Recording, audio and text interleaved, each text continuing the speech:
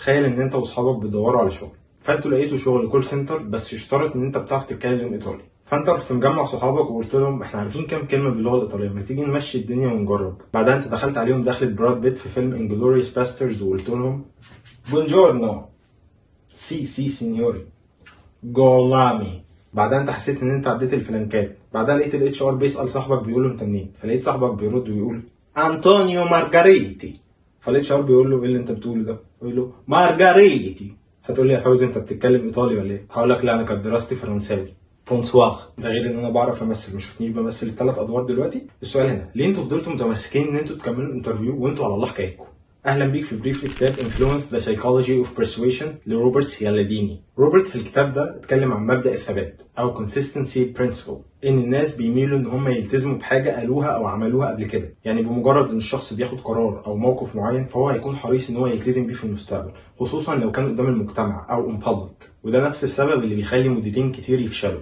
تخيل ان انت موظف في الشركه وخلاص هتطلقوا منتج جديد، والمدير خلاص قرر ان المنتج ده هينجح وبقى متحمس ليه جدا، بس بعدها المنتج فشل والمبيعات كانت قليله جدا. فالتيم قرر يجتمع مع المدير ويقول له ان احنا نوقف المشروع، بس المدير بسبب التزامه بكلامه قبل كده رفض وقرر يستثمر اكتر في المشروع ده.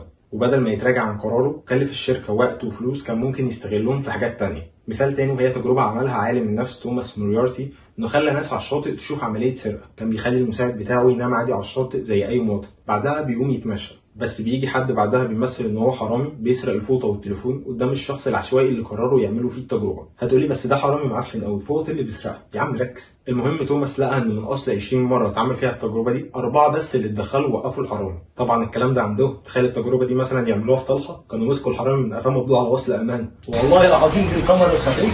المهم توماس بعدها غير حاجه بسيطه جدا في التجربه. المره دي المساعد بدل ما يمشي على طول وقف لقال للشخص اللي بيتعمل فيه التجربه ممكن تخلي بالك من حاجتي. المره دي 19 واحد من اصل 20 وقفوا عمليه السرقه.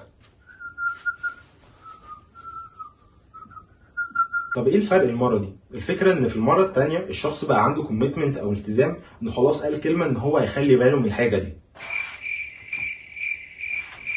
عمال الحاج روبرت ذكر ان في استراتيجيات بتوع المبيعات بيعملوها هدفها ان انت تحقق مبيعات كتير عن طريق ان انت تبيع حاجه الاول صغيره، بحيث يكون الهدف من البيع الصغيره دي مش الربح ولكن الالتزام، انه يحول شخص من عميل محتمل انه خلاص بقى عميل. وروبرت كمان ذكر مثال على شركه امويل وهي شركه ماركتنج، انها لقت طريقه ناجحه جدا في انها تحقق مكاسب كبيره. كانت بتخلي مندوبي المبيعات بتوعها بيكتبوا اهدافهم اللي عايزين يحققوها في المبيعات على ورق، عشان الهدف المكتوب بيديك التزام اكبر ناحيته، ولما كان بيحققه كانوا بيخلوه يكتب غيره. في حاجه كمان بتخلي كتابه الهدف او الالتزام بيه على الورق فعاله، عشان بياخد مجهود اكبر من مجرد الالتزام الشفهي، وكل ما بذلت جهد اكبر في الالتزام بحاجه زاد احتماليه ان انت تلتزم بيه. روبرت بيقول مبدا الثبات مهم جدا، لان من غيره هنكون مشتتين ومش هنعرف نركز في حاجه بنعملها على المدى الطويل، ولو وقفنا كل مره نفكر في مزايا كل حاجه هنعملها فاحنا مش هنلاقي وقت ان احنا نعمل حاجه اصلا. بس في نوع غبي ومتزمت لازم نتخلص منه، وهو الميل ان الشخص يكون ثابت من غير تفكير، لان ده بيخلينا اكثر عرضه للاستغلال. ولازم علينا نعرف امتى الثبات ده يكون شيء كويس وامتى يكون وحش. والله انت بتحس ان الثبات ده شيء وحش لما بتكون في موقف بتسال نفسك انا ايه اللي جابني هنا، او انت حاسس انك ورطت نفسك في حاجه انت مش عايز تعملها. بس خليني اسالك سؤال،